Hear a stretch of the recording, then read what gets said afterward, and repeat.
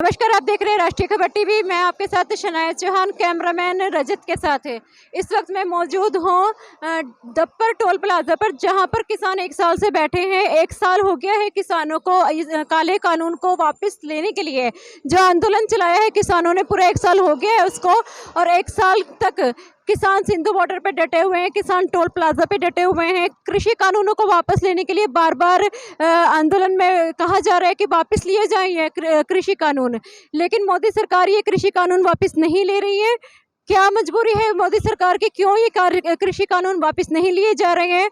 और पंजाब में जो बीजेपी की अपोजिट पार्टियां हैं वो कितना साथ है किसानों के, क्योंकि अपोजिट पार्टियां लगातार कह रही हैं कि हम किसानों के साथ खड़े हैं, हम किसानों के संघर्ष में उनके साथ हैं।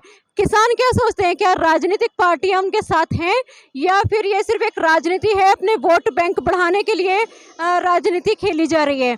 आइए हम दप्पर में ही दप्पर टोल प्लाजा पर कुछ किसानों से बात करते हैं और जानते हैं कि ये आंदोलन कब तक चलेगा और ये कृषि कानून जो कि मोदी सरकार ने बनाए हैं इसको खत्म कराने के लिए किसान कब तक आंदोलन पर बैठे रहेंगे और किस राजनीतिक पार्टी पर उन्हें भरोसा है या खुद की राजनीतिक पार्टी किसानों द्वारा बनाई जाएगी। आइए बात करते हैं कुछ किसानों से।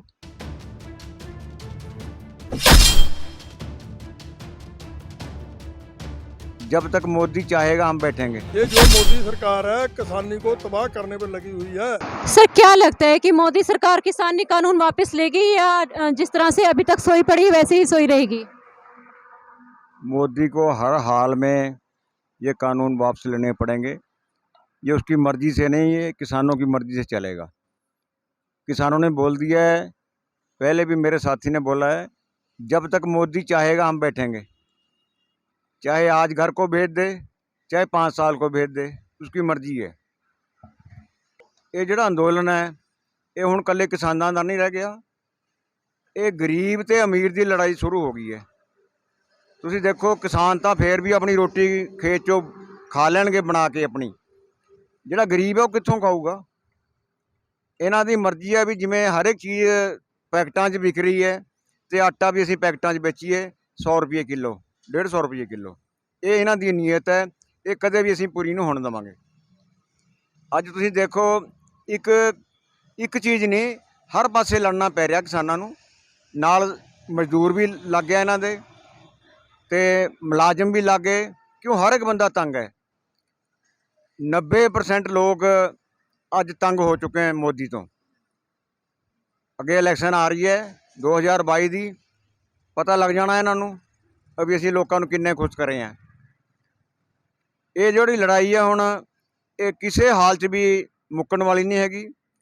ਜਿਹੜੀਆਂ ਡਿਮਾਂਡ ਨੇ ਇਹ ਪੂਰੀ ਕਰਾ ਕੇ ਹੀ ਇਹ ਖਤਮ ਹੋਣੀ है, इस तो पहले बिल्कुल नहीं ख़त्म होगी। सर, कंगना रनौत ने एक बयान दिया है कि हमें असली आज़ादी 2014 में मिली है, मोदी राज में मिली है। 1947 की मिली हुई आज़ादी एक भीख थी। कितना आप उनकी बात पे क्या प्रतिक्रिया देना चाहोगे? मैं हुण वो कुड़ी है, मैं उन्होंने क्या कहा? जे कोई बंदा होंदा मैं बड़ा कुछ कह सकता सी, पर फिर मैं एक गल उन्होंने कहा भी वो चंगी सियाणी कुड़ी नहीं हैगी, बहुत गलत बोलती है। हर उन्होंने ਇਹਦਾ ਖਮਿਆਜਾ ਭੁਗਤਣਾ ਪੈਣਾ ਹੈ। देखो किसान है वो भी किसी की बेटी है, रोटी खाती है वो भी, आटा तो किसान के खेत चों ही बन के जाना है। जो उन्होंने इन्नी भी सोच ही नहीं है मैं रोटी खाती हाँ 3 वक्त तो मैं उन्होंने खिलाफ बोलती हैं, ये वो वास्ते चंगी गल नहीं हैगी। उन्होंने सियाणप चाहिए है, समय देख के बोलना चाहिए है। ये जो मोदी है मैं तो कहांगा भी ये जी रूह है वो औरंगजेब की रूह आई हुई है। क्यों? औरंगजेब भी शुरू तो लोगों को तंग ही करता रहा, मारता रहा, धक्के नाल हिंदुओं को मुसलमान बनाना चाहता सी, पर वो कित्थे अज गुरु गोबिंद सिंह ने उन्होंने उस ठड्डे लाया है, उसकी कबर से हुण दीवा नहीं कोई जगाण जोगा। मोदी सरकार तो जी 1 साल से भी ऊपर हो गया हमारे को बैठे को, पूरा सोई भी है। उत्तर प्रदेश के किसान भी तो पंजाब, हरियाणा, झारखंड, उत्तराखंड सब के हम सहयोग से सब तालमेल है हमारा। जो हाई कमांड की हमारी संयुक्त किसान मोर्चे की कौल के मुताबिक ही हमारे जो किसान भाई हैं उसके मुताबिक ही हम काम कर रहे हैं। हम तालमेल में हैं पूरे। कोई उत्तर प्रदेश का हो, कहीं का हो, कोई ये गुमराह कर रहे हैं लोगों को। एक्सप्रेस वे तो पंजाब में भी आ रही है, उसमें भी हमारी ज़मीनों को लूटा जा रहा है, उसकी कीमत पूरी नहीं दी जा रही है। ज़मीन को 3 पार्ट में बांट दिया तो उसको हाईवे एक्सप्रेस 15 फुट ज़मीन से ऊंचा कर दिया। एक ज़मीन उसकी ज़मींदार की ज़मीन 3 पार्ट में होगी, कैसे खेती करेगा? उसको उसका जो कीमत है वो पूरी नहीं मिल रही बिल्कुल भी। जबकि मोहाली डिस्ट्रिक्ट में तो ज़मीन का रेट बहुत है। यहाँ तो कम, चंडीगढ़ नज़दीक है, मोहाली पंचकुला तीनों शहर बहुत बढ़िया शहर है, यहाँ एयरपोर्ट बन गया, सब कुछ है, लेकिन हमारे को लूटा जा रहा है। ये जो मोदी सरकार है किसानी को तबाह करने पर लगी हुई है। ये तो हमारे से गलती होगी, हमने इसको वोट डाल दिया, सरकार दोबारा चुन दी, लेकिन हमारे को यही नहीं पता था भी आपके बारी हमारा ये बदला करेगा, हमारे को मारेगा। लेकिन हर एक चीज़ का अंत है। रह गया 24 तक चलेंगे। हमारे संयुक्त किसान मोर्चे के जो लीडर हैं बड़े, टिकैत साहब हो गए, राज्यपाल हो गए, लखोवाल हो गए, कादियाँ हो गए, सारे डॉक्टर दर्शनपाल जी हो गए, सब आप उनके कॉल से ही काम करेंगे, उनकी सलाह से बगैर एक कदम नहीं जाएंगे बाहर। बड़े आराम से, बड़े ठंडे हिसाब किताब से काम चलेगा 24 तक। इसकी सरकार नहीं बनेगी आगे बारी, जो हो गया पीछे हो गया। अगर अब पंजाब में देख लो, हरियाणा में देख लो, हरियाणा में तो इनकी सरकार है। एयरपोर्ट पे खेतों में लोगों ने किसानों ने उतरने दिया जहाज, बिल्कुल नहीं काम करने देते हैं। पंजाब में ऐसी है, किसी स्टेट में चले जाओ। आपने कहा है कि 2024 में मोदी सरकार को तो वोट नहीं देंगे, लेकिन अभी पंजाब विधानसभा 2022 के चुनाव हैं, तो राजनीतिक पार्टियां कह रही हैं कि हम किसानों के साथ हैं, जो बीजेपी की अपोजिशन पार्टियां हैं। आपको लगता है राजनीतिक पार्टियां वाकई में साथ हैं या सिर्फ एक सियासत की चालें चली जा रही हैं? हर एक जो भी पॉलिटिकल पार्टी है ना, अपनी वोटिंग के लिए हर हथकंडा बरता रही है अपनी वोट लेने के लिए। इतना कानून रद्द नहीं होते जब तक किसान तो बैठे हैं, मोर्चा लगाई, पक्के पक्के लंगर बना लिए, पक्के मकान बना लिए, वहाँ पक्के शेड बना लिए, सब कुछ पक्का है। पिछली सर्दी निकाल दी, गर्मियाँ निकालती, बरसा का टाइम निकल गया, अगले साल तो फिर सर्दी आ गया, ऐसे निकालेंगे, चलता रहेगा काम ऐसे। पर सरकार का ये कहना है कि जो किसान बैठे हैं सिद्धू बॉर्डर पे बैठे हैं या किसी भी टोल प्लाजा पे बैठे हैं देश में, वो किसान ही नहीं है, राजनीति खेली जा रही है, वो राजनीतिक लोग हैं। कोई राजनीतिक लोग को तो हम तो यहाँ राजनीतिक तो बढ़ने नहीं देते। राजनीति को कोई आता ना, हम यहाँ बाईकाट कर देते हैं, उसका नारे मार देते हैं मुर्दाबाद के। राजनीतिक नहीं हमारे में आता, हम तो किसान हैं। जो काम करने वाले किसान हैं ना, वो ही यहाँ पे बैठे हैं। मैं दिल्ली था, दिल्ली यहाँ गेहूं बोने के लिए आया था, गेहूं का ना काम निबट गया हमारा, भाई फिर जाएंगे दिल्ली। ये जी रणजीत सिंह जी राणा जी बैठे हैं, ये भी हमारे साथ थे दिल्ली में, ये भी अपनी बिजाई करने के लिए आए थे। गेहूं की बिजाई हो गया, काम निबट गया, अब बच्चे सामते रहेंगे पीछे से, हम वहाँ बैठेंगे दिल्ली। ये हमारा संघर्ष जितनी देर तक मोदी चलाएगा उतनी देर तक चलेंगे, पीछे हटने वाले नहीं हैं। तुम बोल रहे थे भी उत्तर प्रदेश में गुंडा राज खत्म हो गया, कहाँ से हो गया गुंडा राज खत्म? तुम्हारे को पता है, पहला एक दलित लड़की को, नाबालिग को, उसकी पत लुटी गई, उसको घर को संस्कार करने के लिए भी नहीं उसको दिया, संस्कार भी हो आप सरकार ने कर दिया उसका रात को। हर अब किसानों के ऊपर गाड़ी चढ़ा दी, ये गुंडा राज नहीं है? आपको लगता है जो लखीमपुर में गाड़ी चढ़ाई गई थी, जो वहाँ का कल्प्रिट है जिसने चढ़ाई है गाड़ी, उसे सजा मिलेगी? सजा मिलनी चाहिए, ये भी संघर्ष हमारा चल रहा है। लड़का तो उसका अंदर है, वजीर को भी अंदर करवाएंगे। जब दूसरी सरकार आएगी जद कर देगी, दूसरी सरकार तो आई आएगी, बीजेपी नहीं रहेगी, यूपी में नहीं रहेगी बीजेपी। जैसे बंगाल में हुआ, किसानों ने वहाँ जाके रैलियाँ करी, यूपी में भी ऐसे करेंगे। हिमाचल में पता ही लग गया, हिमाचल में तो मोदी की सरकार थी, हार गए नहीं सीटें। उत्तर प्रदेश में भी हार गए, हरियाणा में भी हार गए, हरियाणा में भी सरकार उनकी थी। जहाँ जहाँ भी इलेक्शन हुए हैं सारी सीटें, राजस्थान में भी हार गए। पंजाब में तो बीजेपी वालों को गांवों में घुसने नहीं देंगे, हरियाणा में भी नहीं घुसने देंगे। पंजाब में बीजेपी को जैसे आपने कहा कि घुसने ही नहीं देंगे, लेकिन जो दूसरी राजनीतिक पार्टियां हैं वो लगातार कह रही है कि हम किसानों के साथ हैं। आपको लगता है वो साथ हैं या सिर्फ अपनी राजनीति खेल रही है वोट बैंक बनाने के चक्कर में? वो जो किसानों के साथ होते ना, किसानों को दिल्ली नहीं बैठना पड़ता। वो सरकार जो राजनीतिक पार्टियां ना, वो बैठती दिल्ली में, ये कानून रद्द कराती। किसानों को बैठने की जरूरत ना पड़ती। किसान इन्हीं राजनीतिक पार्टियों के बैठाए हुए बैठे हैं।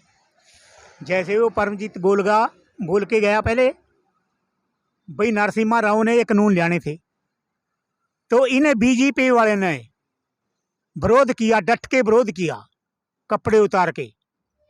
अब ये कानून अच्छे हो गए, इन्हें आप ले जा रहे हैं।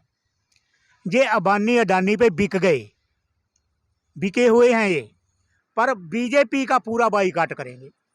बीजेपी को गांवों में नहीं घुसने देंगे, रोड पर नहीं चढ़ने देंगे। बीजेपी को तो हराना तो है, उसको तो गांव में नहीं घुसने देंगे, तो आप ही हारेगा। हम शहरों में भी विरोध करेंगे बीजेपी का। बीजेपी के तो ना तो बंदे हैं इनके पास।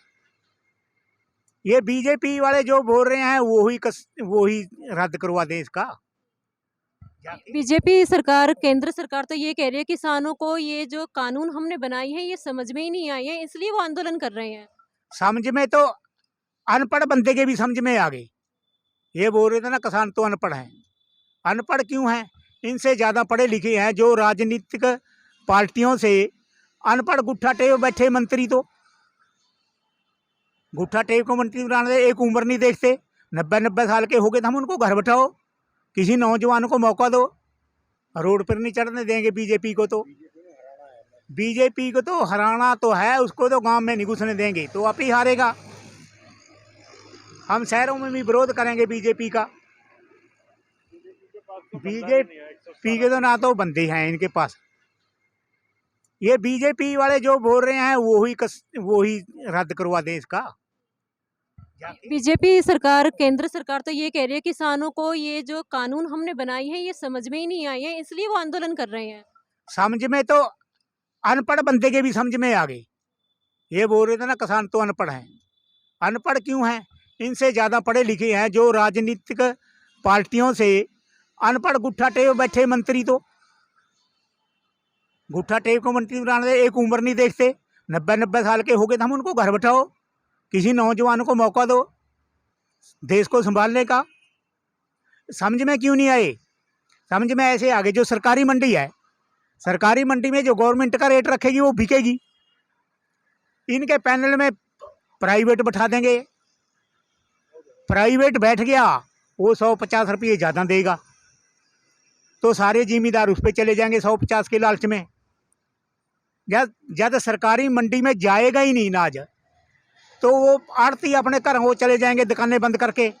जब वो दुकानें बंद करके अपने घर चले जाएंगे, वो फिर प्राइवेट वाले बोलेंगे हम तो भी जो 2000 का रेट है ना, बीजे 1000 रुपया देगा तो गिर जाए, यहाँ नहीं अपने घर ले जा।